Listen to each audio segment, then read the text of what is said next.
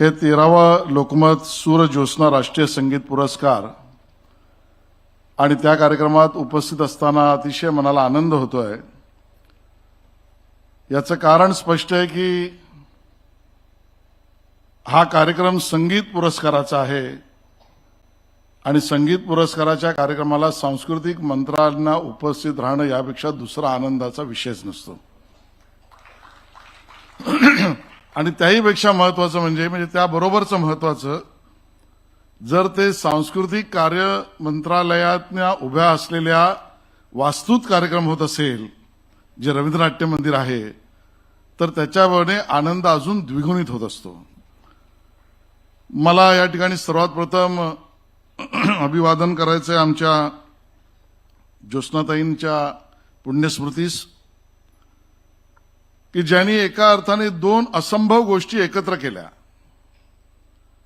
जो साधक संगीताचा असतो तो त्या साधनेत इतका तल्लीन होतो की त्या संगीत साधनेतून त्याला बाहेर यावंसही वाटत नाही आणि लोकही येऊ देत नाहीत। पण ज्योत्स्नाताईंचं कार्य मला जास्त महत्त्वाचं यासाठी वाटतं की त्यांनी संगीत सेवा तर केलीच, पण या संगीत सेवेमधला दुसरा जो भाग आहे सेवा, तो माझ्या माता भगिनींची मी सेवा सातत्याने केली पाहिजे, त्यांना संघटित केलं पाहिजे, त्यांना बोलण्याचं व्यासपीठ दिलं पाहिजे, त्यांच्या अडीअडचणी मी समजून घेतल्या पाहिजे। साधक म्हणून हेही काम ज्योत्स्नाताईंनी केलं।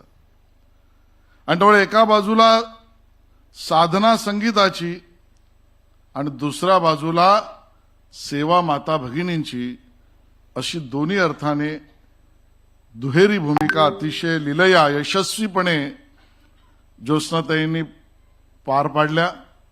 आजचा दिवस त्यांच्या स्मृतीस अभिवादन करणारा दिवस आहे आणि दर्डा बाबूंचं आणि सगळ्या परिवाराचं आणि लोकमतचं अभिनंदन यासाठी की या स्मृती ह्या केवळ माझ्या पुरता जिव्हाळ्याच्या आहेत तर आहेतच, पण याला सामाजिक स्वरूप कसं देता येईल, या माझ्या आठवणी माझ्या परिवारातल्या ज्योत्स्नाताईंच्या केलेल्या कर्तृत्वाला मित्रपरिवारांबरोबर आठवण करण्यापेक्षा त्यातनं अन्यांना स्फूर्ती मिळावी आणि त्या स्फूर्तीचा मंच व्हावा आणि त्यातनं एक जनमत निर्माण व्हावं, हे कार्य लोकमत करतंय, हे मला वाटतं जास्त अभिनंदनास पात्र आहे असं मला त्या ठिकाणी म्हणायचं आहे। ज्या दोन व्यक्तींना पुरस्कार देणार आहे त्या दोन्ही व्यक्ती इतक्या महान आहेत ज्याचा उल्लेख आता मगाशी विजयबाबूंनी केला, की या ठिकाणी श्रीमती एन राजमजी वय बाजूला ठेवून सुद्धा तारुण्य हृदयात ठेवणारे, आणि मला या विशेषतः वाद्याबद्दल, सगळीच वाद्य उत्तम आहेत, मी तुलना करत नाहीये, पण हे वाद्य असं आहे व्हायोलिन, की एकदा यशवंत देव म्हणाले होते की ज्या वेळेला सगळी वाद्य वाजतात आणि मी व्हायोलिन ऐकतो, त्यावेळेला यशवंत देवांचं ते वाक्य माझ्या लक्षात आहे। ते असं म्हणाले होते की काही वाद्य ही कातड्यांची बनलेली असतात, त्यात कातडं वापरलं असतं आणि त्यातनं निघणारा सूर अद्वितीय आहे। तर काही वाद्य कातड्यांची बनतात, पण एक वाद्य असं आहे की जे आतड्यांनी बनलंय, ते म्हणजे व्हायोलिन आहे।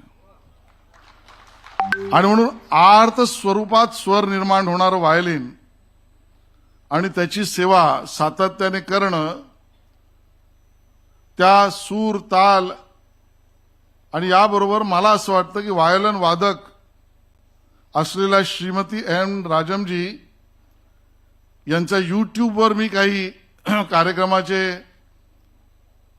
त्या ठिकाणी व्हिडिओज पाहिले आणि मला व्यक्तिशः असं वाटलं की त्यांचं व्हायोलिन वादक हे केवळ संगीत साधनेपुरता मर्यादित नसून त्यांच्या व्हायोलिन वादनातला असलेली खोली ही त्यांच्या आत्मिक संशोधनापर्यंत घेऊन जाणारी भक्ती आहे, असं मला त्या ठिकाणी म्हणायचं आहे। आणि इतकं महान कार्य आपण केलं, त्यांना आपण या ठिकाणी सन्मान करतो आहोत। खरं तर जोरदार टाळ्या वाजवून त्यांचं आपण अभिनंदन केलं पाहिजे। इतकं मोठं काम श्रीमती एन राजमजींनी केलेलं आहे।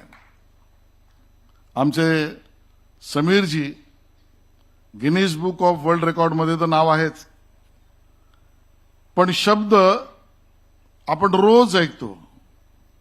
शब्द आपल्याला मनावर आघात करून विचार करायला प्रवृत्त करतात.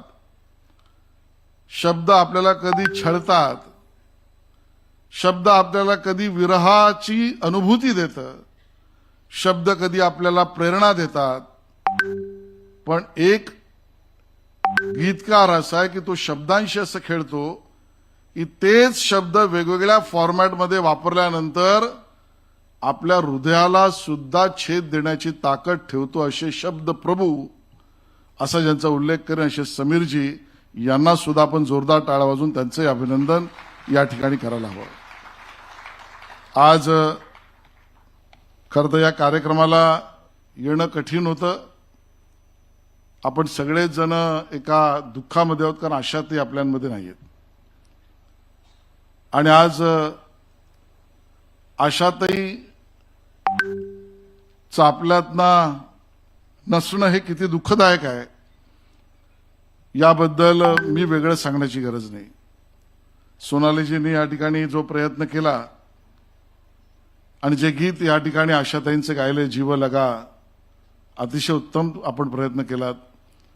पण आशाताईंची अशी मराठी भावविश्वातली गाणी, याचं वर्णन कुठून कुठपर्यंत करायचं. लहान तानं बाळ जन्माला आलं तरी आशाताई असतात.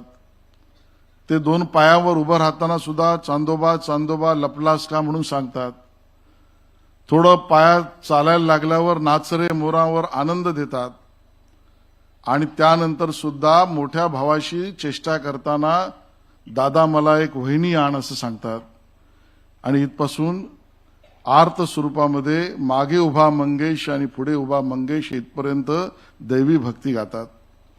प्रत्येक वळणावर आशाताई आपल्याला सतत भेटतात. आज आशाताई आपल्यात नसल्या तरी त्यांचा स्वर आपल्यात आहे. आणि आशाताईंच्या नसण्याची खोली तर भरूच शकत नाही, पण त्यांनी उभ्या केलेल्या या यज्ञात नवीन नवीन साधकांनी स्वररूपी समिधा घालावी म्हणून जो मंच असू शकतो तो सूर ज्योत्स्ना राष्ट्रीय संगीत पुरस्काराचा मंच आहे. आणि म्हणून त्या मंचावर या ठिकाणी ज्यांना आपण सन्मानित करणार त्या सगळ्यांचंच योगदान महत्वाचं आहे. त्या सगळ्यांना धन्यवाद करतो, अभिनंदन करतो आणि थांबतो. जय हिंद, जय महाराष्ट्र.